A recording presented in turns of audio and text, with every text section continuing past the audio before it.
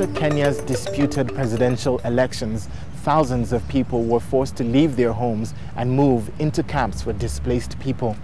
This May, the country launched an operation to resettle them, but not everyone is back home. Let's find out why. It's going to be difficult for 26-year-old Nancy Nyambura to move on with her life because of the physical and emotional scars she carries. Most people at this camp in Limuru, central Kenya, feel the same way. They were injured during the ethnic violence that erupted after the country's presidential elections were disputed late last year. At the time, Nancy, who is a Kikuyu, was in Eldoret, an area originally inhabited by the Kalenjin community. Since independence, the distribution of power and land has been contentious, with many Kenyans accusing Kikuyus of monopolizing the country's wealth. Eldoret had voted against President Kibaki, and when people here heard he had won, they turned against his community. Nancy and others were forced to flee to a local church to escape. The mob set the church on fire, killing 30 people. Mimi nilijaribu nikatokea dirisha. Ndio nilifika kwa mlango nikaona hapana, sitapita katikati ya hii moto. I tried and managed to get out of a window because I had tried the door and found I couldn't get past the fire there. I hit the window with all my strength. God helped me and I managed to get out.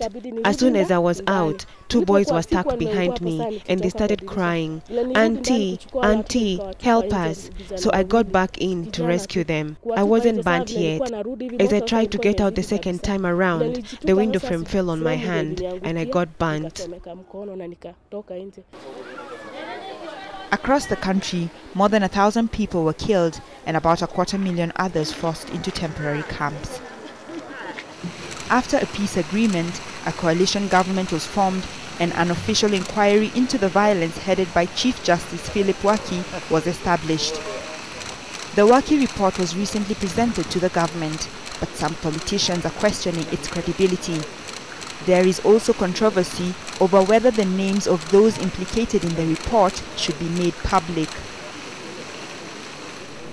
The Commission has in possession the names of powerful individuals in politics, in government, in business, the police, and elsewhere, whose capacity for interference with the evidence can neither be assumed nor dismissed.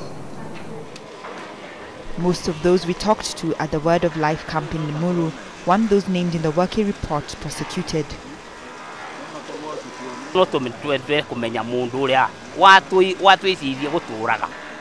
We would like to know the person who thought of killing us because we did not want to fight. We would like to know who started this violence. If we heard this news, we would be very happy, instead of having violence after every 5 years.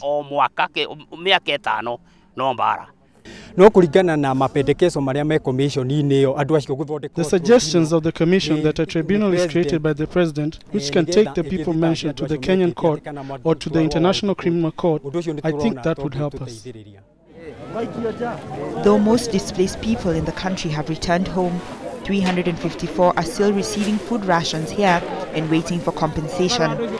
The government gives about $500 to families whose homes were burnt down, while others get about $130 to restart their lives.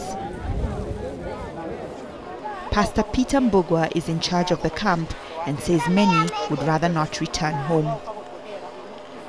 It's like they are pushing even the government to consider their case, that now they have lost everything.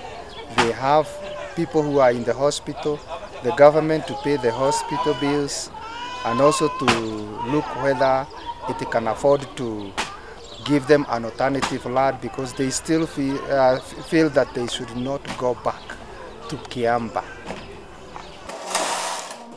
But Nancy hasn't just been sitting around. She signed up for weekly knitting classes sponsored by a local NGO at the nearby Kimlea training center. Hii vitu ambao ninasoma nikinunua mashine I will benefit from these courses because I can buy a machine or an oven to help me earn a living. Besides training them in the skills for self-employment, we thought we would equip them with the know-how of how to manage their little money once they set up their business, after the skills they have learned, putting them into practice. And so we got a donor to give us money for credit facility for them, and each one of them has been equipped about a month ago with between 5,000 and 20,000 shillings to start as startup capital. With her loan, Nancy bought some clothing items and started knitting ponchos for sale. So far, she makes a monthly profit of $3 and has already repaid 20% of her loan. Her price is fair because when you go to town, these things go for double the price. I need a poncho because it's very cold here. I think it's very clever of her to start this business here.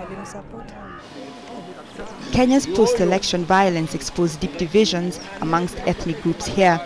Though Nancy and the other displaced people must be resettled quickly, the government must also facilitate reconciliation and provide justice to those who seek it.